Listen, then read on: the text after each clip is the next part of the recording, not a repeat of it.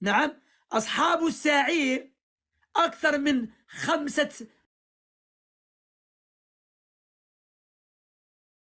تريليونات. وماذا يقولون؟ لو كنا نسمع أو نعقل ما كنا في أصحاب. فالآن هل اقتنعت؟ أتيتك بالقرآن.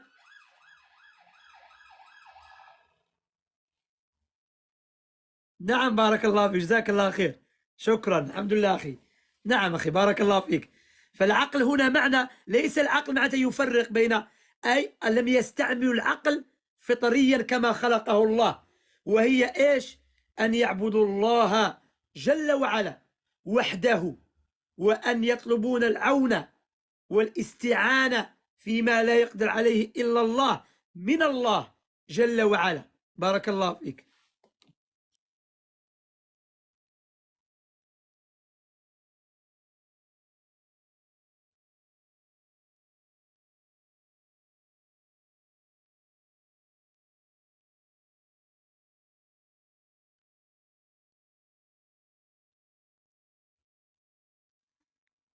إيه نعم، بارك الله فيك. والله يا شمسي أنك كف واضح أنك من أحفاد أبناء الصحابة. بارك الله فيك. إيه نعم، الحمد لله، نفتخر. نحن أجدادنا هم الصحابة الكرام، أجدادنا الذين فتحوا البلدان ونصروا الإسلام، وكانوا أصحاب نبي الرحمن الذين مدحهم الله. الحمد لله أخي. ونفتخر أن يكون جدي أبو بكر الصديق وعمر بن الخطاب وعثمان بن عفان وعلي بن أبي طالب والحسن والحسين والعباس وعبد الله بن العباس وأبو هريرة، الله أكبر، وخالد بن الوليد والقعقاع بن عمرو التميمي رضي الله، وسعد بن أبي وقاص. الصحابة وما أدراك ما الصحابة رضي الله عنهم. لا يعرف مكانة الصحابة إلا مؤمن، ولا يطعن فيهم إلا منافق مشرك يبغض الله ورسوله.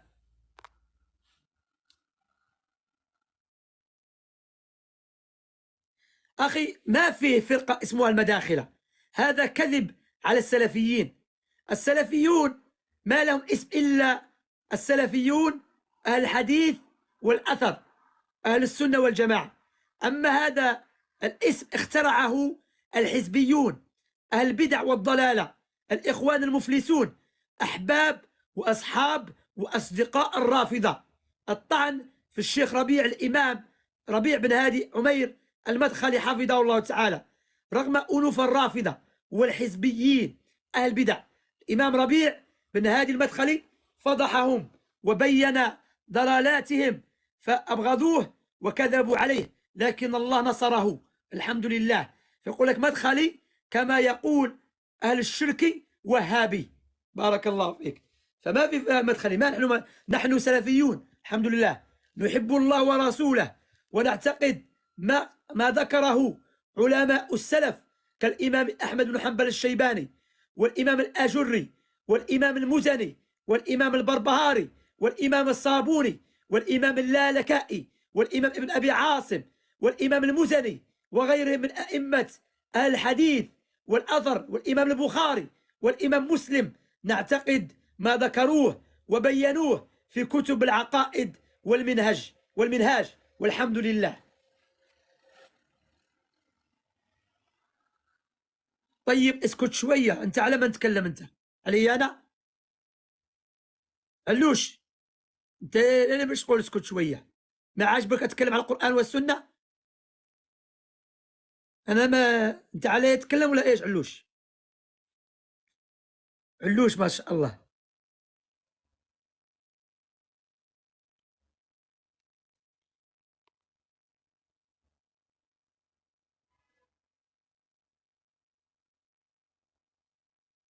الله المستعان.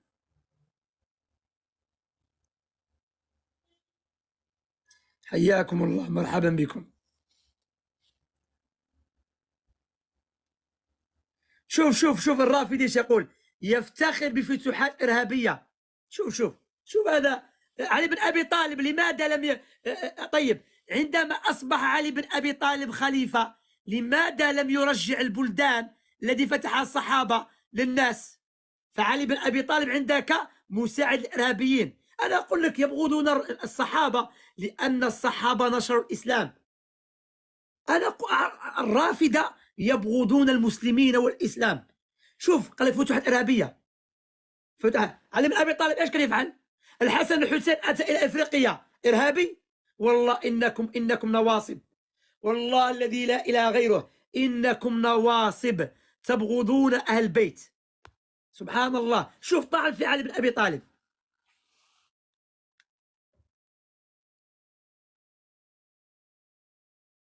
قال لك علي أوقف الفتوحات. هل سألت نفسك ليش تكذب يا كذاب؟ علي أوقف الفتوحات يا كذاب. ليش أوقف الفتوحات؟ علي بن أبي طالب كان في مشكلة، وقع فتنة، هذا الذي وقع. لكن طيب حسن لماذا لم يوقف؟ الحسين لماذا؟ سبحان الله. والله عرفتكم تبغضون الإسلام. سبحان الله. طيب لماذا لم يرجع البلدان؟ كوفة فتحها ابن الخطاب، لماذا لم يخرج من الكوفة ويرجع إلى المدينة؟ حكمتك يا رافضي، يا زنديق، يا الذي تبغض يا الله. والله الله أكبر، أنطقهم الله الذي أنطق كل شيء. أقول لكم أيها الأحبة في الله، يا أيها الشيعة المساكين، الشيعة دينكم مبني على بغض المسلمين، على بغض لا إله إلا الله محمد رسول الله، وعلى بغض الذين نشروا الإسلام. الله يقول في القرآن: يا أيها النبي جاهد الكفار والمنافقين واغلظ عليهم. ما يحبوا هذه الآية الرافضة، خشلاء هذه الآية ضدهم. والله حق وراءكم والزمن طويل يا أيها أعداء الله ورسوله، يا كذابين يا منافقين. أنا أقول لكم I'm telling you my dear brothers and sisters, some Shia here, they are not happy with Islamic conquest. I said to them,